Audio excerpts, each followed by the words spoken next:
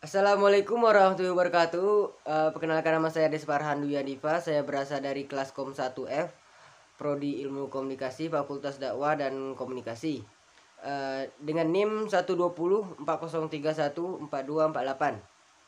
Di sini saya akan sedikit berbicara atau kultum, lebih tepatnya tentang materi malaikat dari perspektif Al-Quran. Oke, tanpa membuang banyak waktu, langsung saja kita ke dalam materinya. Yang pertama adalah pengertian dan definisi malaikat. Malaikat merupakan makhluk yang diciptakan oleh Allah Subhanahu wa taala dari cahaya atau nur dan bisa berupa berbagai bentuk. Untuk bentuk dan sifatnya tidak sama dengan manusia. Malaikat juga tidak digolongkan baik laki-laki atau perempuan, sehingga malaikat dalam menjalankan tugasnya sangat patuh dan taat kepada perintah Allah Subhanahu wa taala. Mengenai jumlah malaikat tidak dapat terhitung kecuali Allah sendiri yang mengetahuinya. Namun sejumlah riwayat hanya memberikan gambaran jumlah malaikat di sebuah tempat. Seperti hadis sahih yang diriwayatkan oleh Imam Bukhari dan Muslim. Berikut, neraka jahanam pada hari kiamat memiliki 70.000 kendali. Setiap kendali ditarik oleh 70.000 malaikat. Hadis riwayat Muslim. Imam Bukhari dalam riwayat lain menjelaskan, ketika Nabi Muhammad SAW bertanya kepada malaikat Jibril tentang Baitul Ma'mur, malaikat penyampai wahyu itu mengucapkan, ini adalah Baitul Ma'mur. Setiap hari 70.000 malaikat salat di sana, dan yang telah salat tidak lagi kembali sesudahnya. Hadis riwayat Bukhari.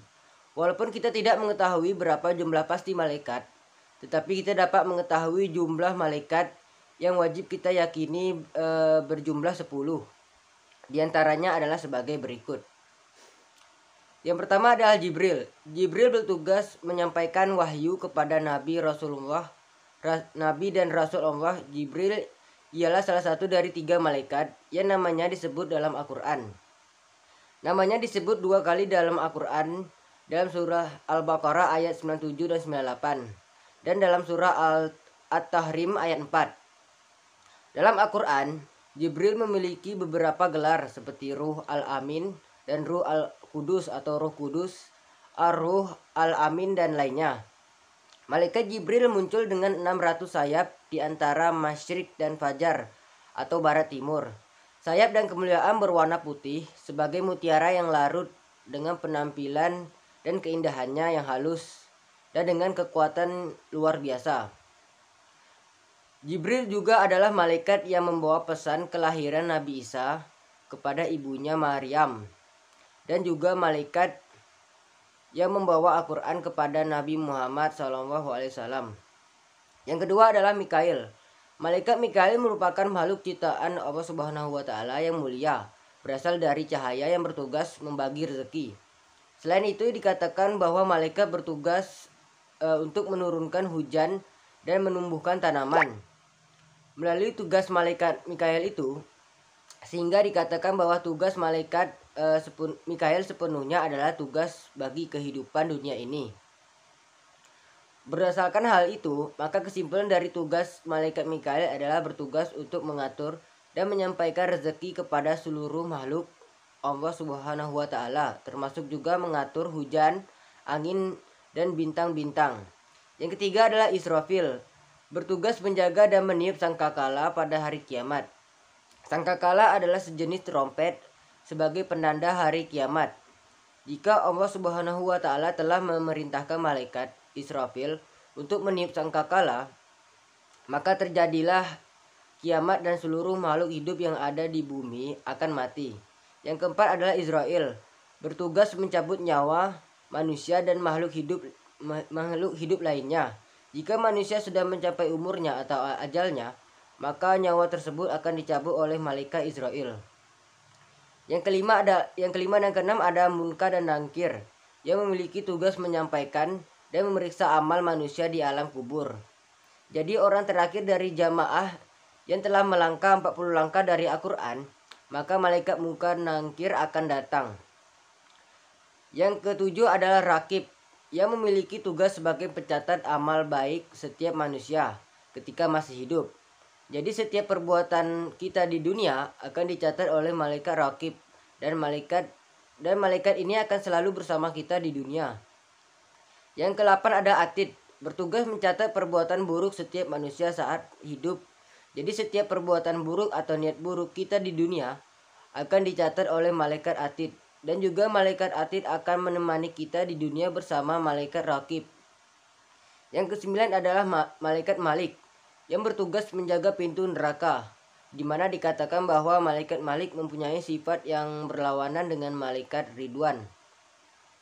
Yang ke-10 adalah malaikat Ridwan, yang bertugas sebagai penjaga pintu surga, di mana sifat malaikat Ridwan sangat ramah dan mempersilahkan manusia untuk masuk ke surga.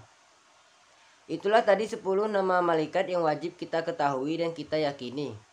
Tapi bukan berarti hanya 10 malaikat saja yang harus kita yakini. Tapi kita harus meyakini bahwa malaikat itu benar-benar ada. Dan malaikat adalah ciptaan Allah Subhanahu wa Ta'ala. Yang kedua adalah sifat-sifat malaikat. Allah Subhanahu wa Ta'ala patuh dan taat pada setiap perintah-perintah Allah, sehingga tidak akan melakukan apa yang dilarang oleh Allah Subhanahu wa Ta'ala. Tidak mempunyai sifat sombong. Yang kedua ada tidak mempunyai sifat nafsu dan selalu bertasbih. Yang ketiga dapat melakukan perubahan wujud sesuai yang ia kehendaki. Yang keempat adalah mendoakan orang-orang yang beriman agar diampuni dosanya. Materi yang ketiga adalah pengertian dan fungsi iman kepada malaikat Allah Subhanahu wa Ta'ala. Tentunya kita tahu bahwa mengimani adanya malaikat adalah kewajiban bagi setiap umat muslim. Namun arti sebenarnya dari iman kepada malaikat Allah adalah memang benar atau yakin sepenuhnya bahwasanya malaikat itu benar ada, yang tercipta dari cahaya dan nur oleh Allah Subhanahu wa Ta'ala. Adapun fungsi iman kepada malaikat Allah Subhanahu wa Ta'ala adalah sebagai berikut. Karena selalu diawasi malaikat, maka manusia akan selalu melakukan perbuatan baik dan menjauhi segala perbuatan buruk yang dapat menjadikan seseorang mendapatkan dosa. Manusia akan selalu bertakwa dan beriman kepada Allah Subhanahu wa Ta'ala dan selalu berusaha agar mendapatkan Lailatul Qadar. Meningkatkan iman dan ikhlas dan disiplin dalam menjalankan berbagai perintah Allah dan menjauhi segala larangannya. Dengan meniru sifat malaikat. Berhati-hati dalam setiap melakukan sesuatu karena amal baik dan buruk akan dicatat oleh malaikat yang nantinya dipertanggungjawabkan di akhirat.